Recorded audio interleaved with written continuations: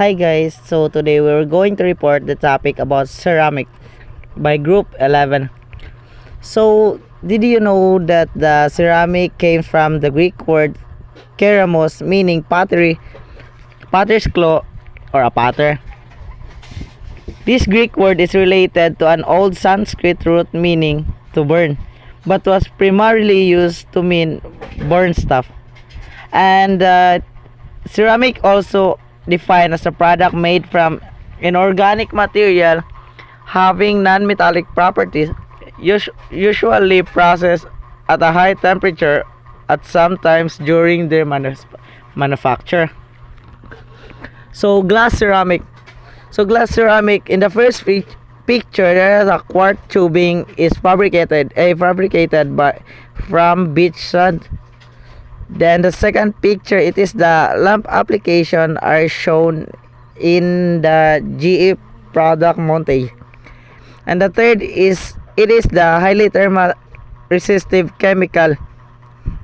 So that three picture is an example of the glass ceramic. In the first picture, common ceramic materials with characteristic resistant to damage at high temperature at corrosive environment. Then the second picture, it is a ceramic turbine in the millimeters range for micro electromechanical system term MEMS or MEMS. Then the third picture, it is a ceramic routers under commercial production. So the material is sintered silicon nitride. Then the fourth picture, it is a prototype ceramic engine. So there are properties of there are three properties of ceramic. First is the chemical durability. So by the way, the chemical durability, it is the high chemical durability of the great majority of ceramic products makes them resistant to almost acids, alkalis, and organic solvent. Of further importance is the fact that ceramic materials are not affected by oxygen. The material generally contained in the ceramic products have already combined with all the oxygen for which they have an affinity, and therefore are not affected further by the presence of oxygen in the environment. So the second properties of ceramic is the mechanical durability.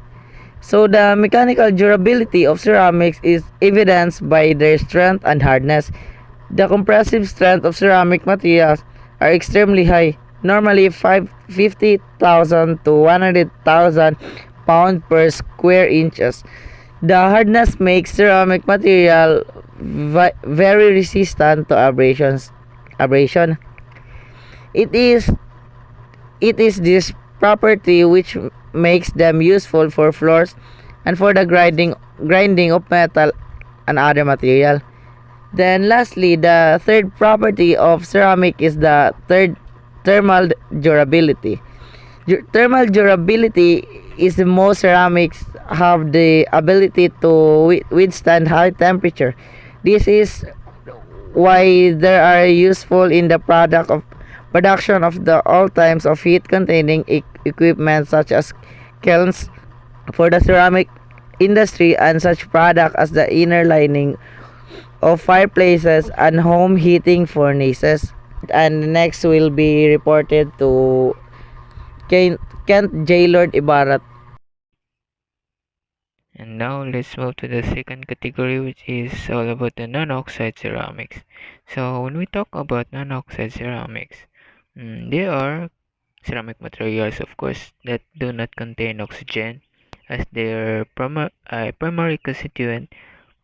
These materials often have different properties than oxide ceramics and are used in variety of applications, such as silicon carbide, ceramic compound composed of silicon and carbon.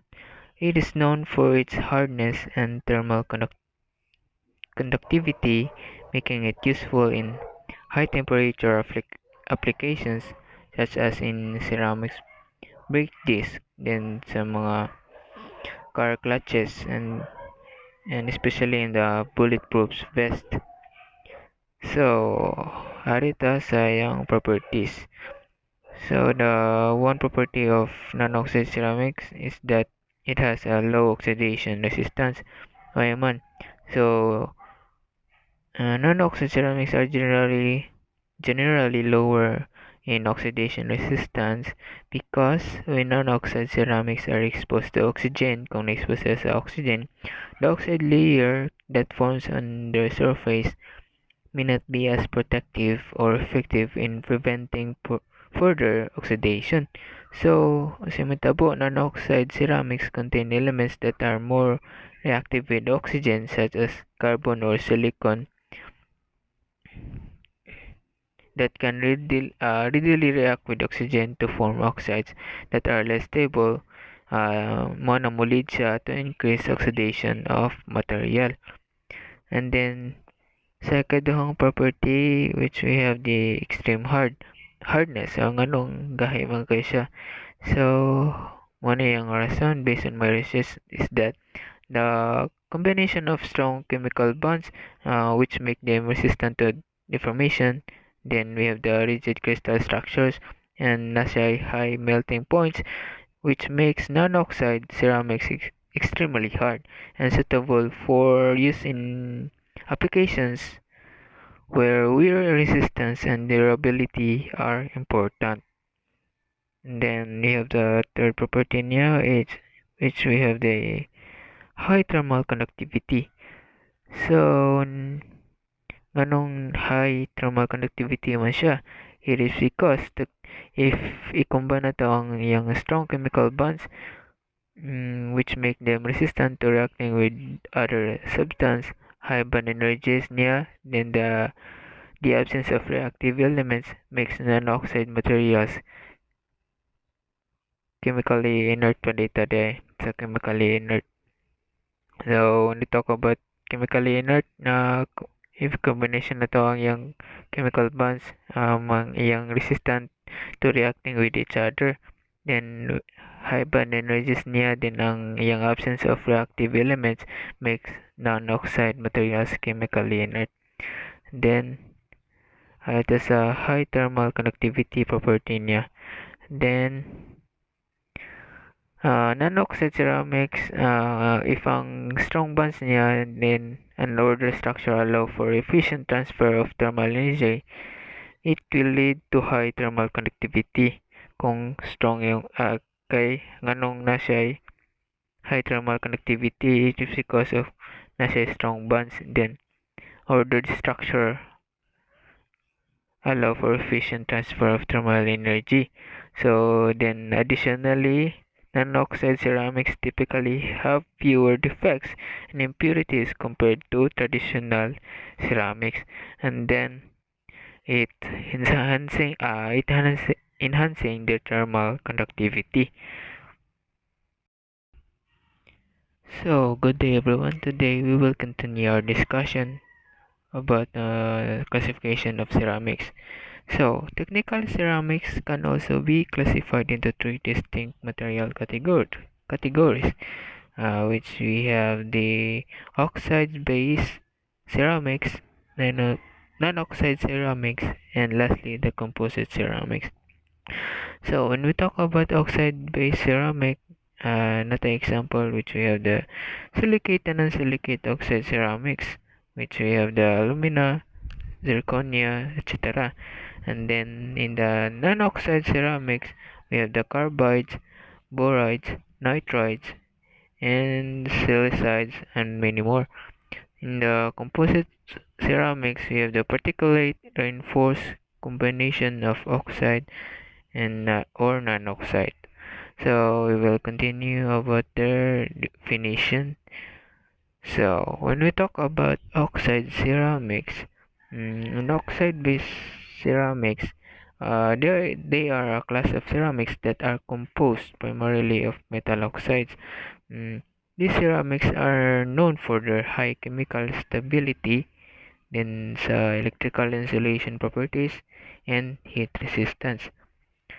Some common examples of oxide ceramics include alumina, zirconia, and silica, and they are commonly used in industries such as electronics, para sa mga aerospace, sa automotive, and especially apil dira ang sa healthcare.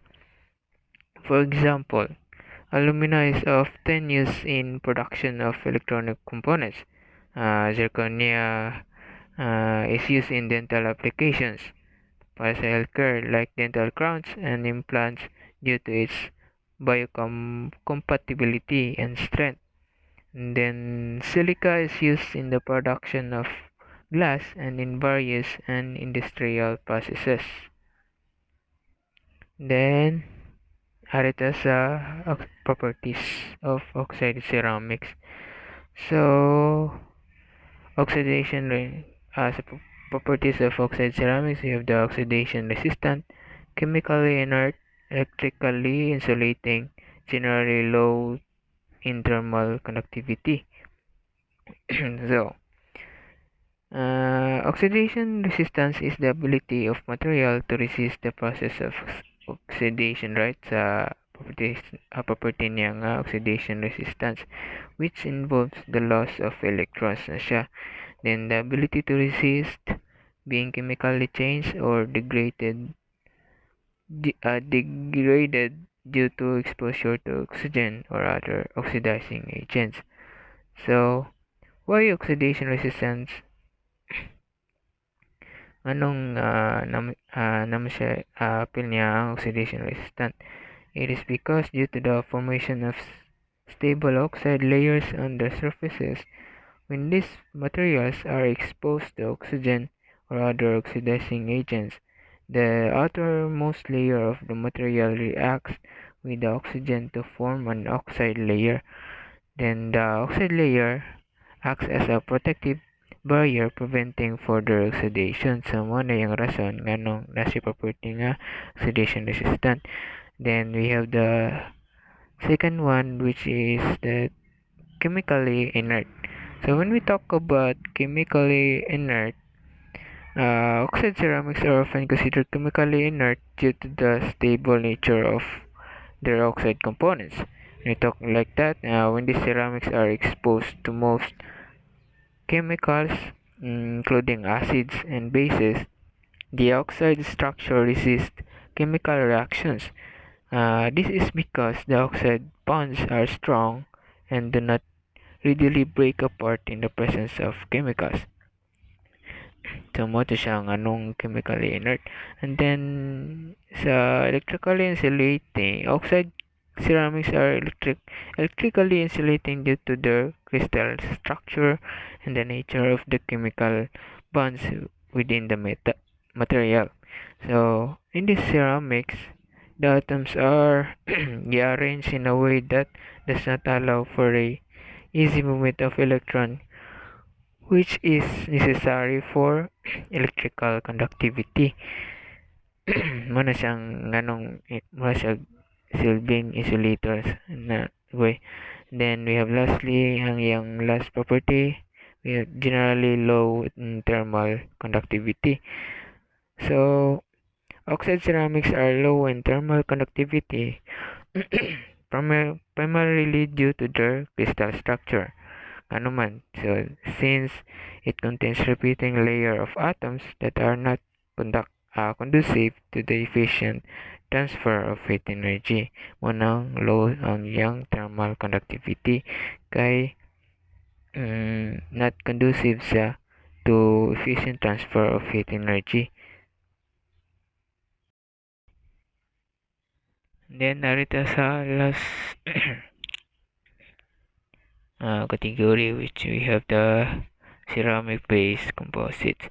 So when we talk about ceramic based composites, ang yung definition is that ceramic based composites are materials composed of ceramic matrix reinforced with another material. So baligi tapo-tapo siya lain-lain nga material. Often fibers or particles ang mostly ginagamit. Then these composites combine the high temperature stability wear resistance and chemical inertness of ceramics with the toughness, strength, and flexibility of the reinforcing material. The resulting composite material can exhibit improved mechanical, thermal, and electrical properties compared to the individual components. So, dire iyang properties, toughness, low and high oxidation resistance, variable thermal and electrical conductivity. So, mo to siya. Sa ako na siya na-discuss.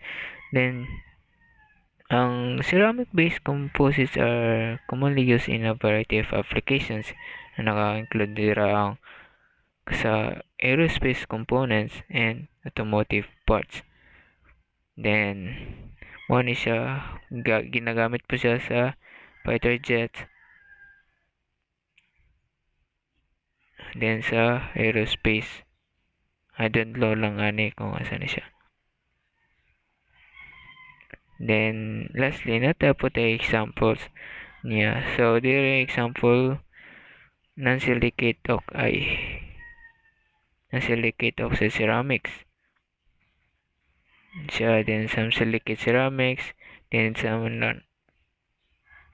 non-oxide ceramics, then kaning body ceramics hydroxapatite, nabilang pa na siya sa oxide ceramics, which is not strong lang sa katong atong sa alumina dili siya as in kusgan. Ang body ceramics hydroxapatite is the primary mineral content of the bone. So, I think that's all for our reports, guys. Thank you for listening.